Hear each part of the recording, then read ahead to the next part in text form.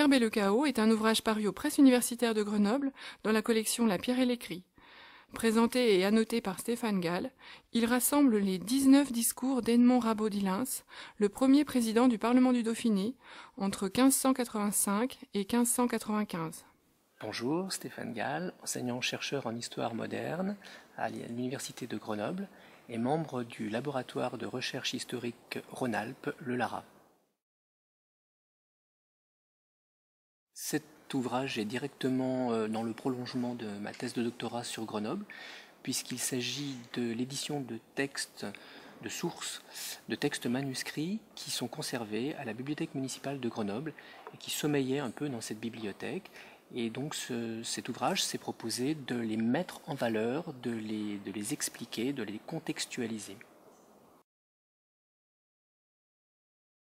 Cet ouvrage se compose d'une quinzaine de harangues, donc de discours, qui ont été prononcés à la fin du XVIe siècle, dans les années 1580-90, à un moment où la France est plongée dans des guerres civiles qui déchirent littéralement le royaume.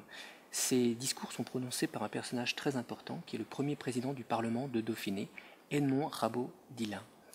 Ces textes sont aussi, d'une certaine manière, un peu pathétiques, puisqu'ils montrent la tentative d'opposer des mots, la force du verbe, à d'autres forces, les forces du chaos, qui menaçaient de faire éclater le royaume.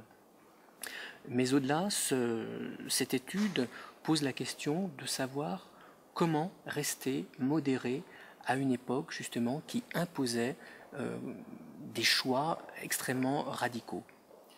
Cet ouvrage a aussi une originalité, c'est que c'est un livre sonore. J'ai tenu à ce qu'il y ait un CD qui l'accompagne, de manière à ce qu'on puisse entendre des extraits de ces harangues qui sont prononcées par un comédien, Philippe Valpin, qui déclame ces harangues dans le style du grand art oratoire de la fin du XVIe et du début du XVIIe siècle.